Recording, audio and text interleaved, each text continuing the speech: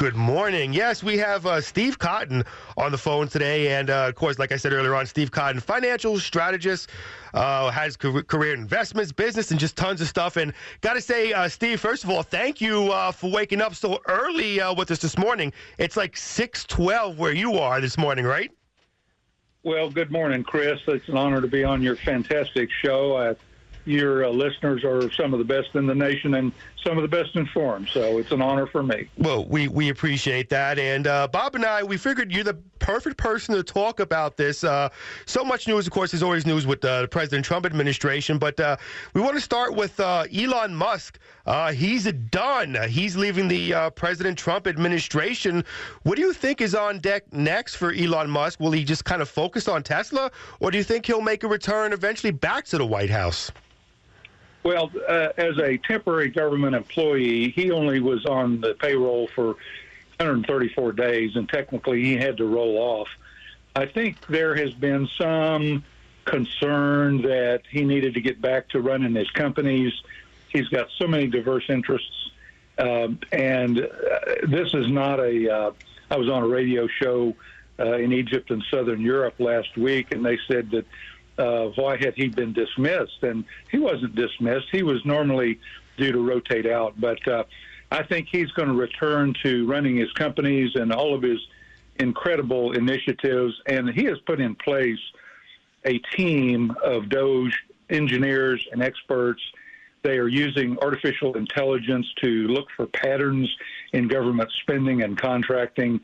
And this is one of the most unique and original uses of AI to look for government fraud, waste, and abuse, and they found $175 billion so far. And Musk says that could double or triple.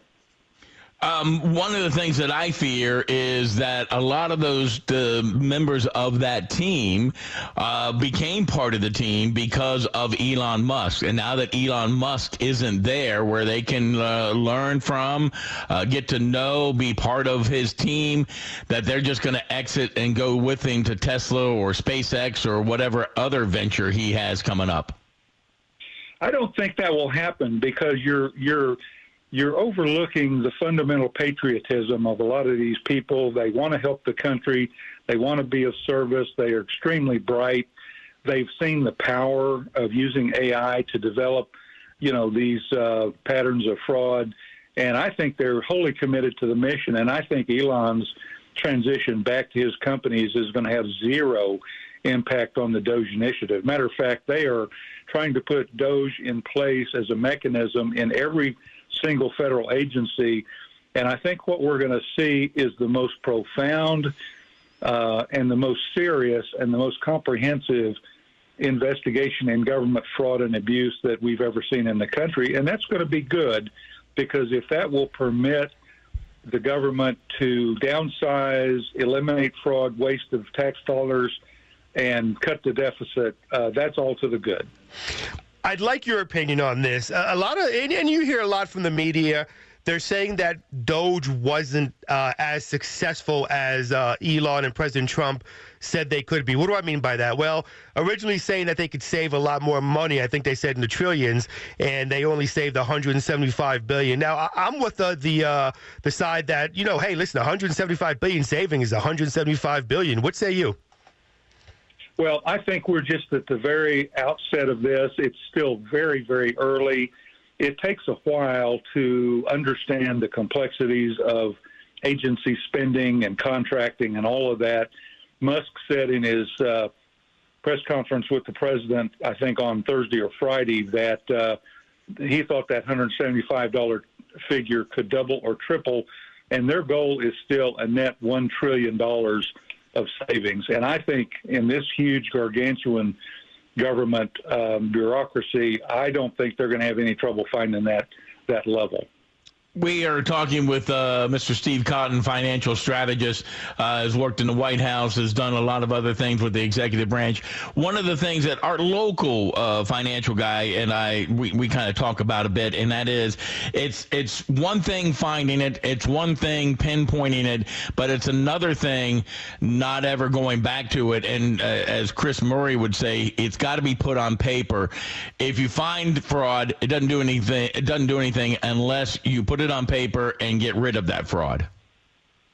Well, that is very true, and that's a good, sophisticated insight. You know, one of the things the Trump administration is now moving on is they're coming to the Hill with a package of budget rescissions to pull back some of this money. There's a huge amount of COVID money that's still unspent, and there's all kinds of spending authority that's not been used yet. And I think this rescission process is a natural part. We've used it before. But you're exactly right. If administrations change, you know, you don't know whether you're going to have the same level of commitment to government efficiency. And I think this is not the first time there have been large amounts of fraud, waste, and abuse uncovered. I remember in the 70s and 80s, members of Congress were coming out with their individual lists of ridiculous spending, but it wasn't on this scale. And I think that leadership matters, which administration is in power, what their objectives matter. But I think the macro objective here for the president is to downsize the government and position us to justify the Trump tax cuts that he wants to continue, but also he wants to lessen the demand of the federal government on the sweat of everybody's brow, and I applaud that. That's the right direction. We're talking with Steve Cotton, a financial strategist who's pretty much done it all. He's the president of Cotton Wealth Management Associates. Steve, can you hang on the line for one more segment? Because we kind of want to get into the President Trump's tariffs and, of course, the courts blocking that. And I know you're busy, so we appreciate your time, my friend. Absolutely. I'm here. Thank you so much. It's the Morning News Express. More coming up with Steve Cotton, Free Talk 930 WFMD. Continuing our conversation with financial strategist Steve Cotton. He's worked at the U.S. House of Representatives. He's handled broad spectrum of national and international policy issues, and we're talking with him. Let's kind of move on from Elon Musk and who we're now talking tariffs. Donald Trump has used tariffs as a bargaining tool, a bargaining chip. The problem is that it seems when it's working, the tariffs are being blocked by the U.S. court systems. There are judges and people who are against Donald Trump go find a judge to go, hey, put in an order to stop this. Is there any way to get around this, or is it just going to be a continuation of fighting it in the courts until somebody says, yes, you're going to win this? Well, Chris, I think the administration is going to ask for expedited review from the United States Supreme Court. And I would be surprised if they did not grant an expedited review. This questioning the president's trade authority is a complex area, and the opponents of the president's tariff authority are trying to quote a 1971 Yoshida International case, which was during the Nixon administration, claiming that he has exceeded the authority under the court interpretation of the International Economic Emergency Powers Act. However, the recent federal appeals court just stopped the order stopping the tariffs, and I think that's laid the groundwork for the Trump administration to appeal to the Supreme Court. Supreme Court's going to have to address this. President Trump actually has additional tariffing authority under other sections of the IEEPA Act. So, they may pursue that. But I think this is terribly, terribly disruptive to businesses. It is mystifying to our trading partners. They don't understand our crazy system of checks and balances. And what it does is it creates additional market chaos and uncertainty. And in the short run, that's not good for anybody.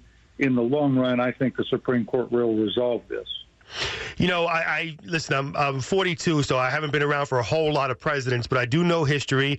And for the presidents I've been around, I've never seen so many district courts go against one president for just about, it seems like every single move that he's made, and trying to stop what the American people wanted when they voted this president in. Well, it's another extension of the lawfare that Trump's opponents have been exercising. The practice of court shopping is an old practice. There's nothing new about it. But I think now he's got more initiative on his side, and we'll see what the Supreme Court decides. They've got a 6-3 conservative majority, but we've often seen Chief Justice John Roberts vote with the minority on things. He was the key vote on saving Obamacare when it was challenged in the court. There are other justices that sometimes will vote in ways that we don't expect as a conservative justice. So we'll just have to see. But I think, generally speaking, throughout history, the president's authority to levy tariffs and conduct trade policy has not seriously been challenged. And I think these are just speed bumps in the road. And we've got to get this resolved because it's got a terrible effect on our trading partners who do not know what the heck to do, and on businesses who do not understand what's going to impact their businesses. And so it's rocky right now. I think it'll be smoothed out, and I think it'll be smoothed out if the Supreme Court grants an expedited hearing.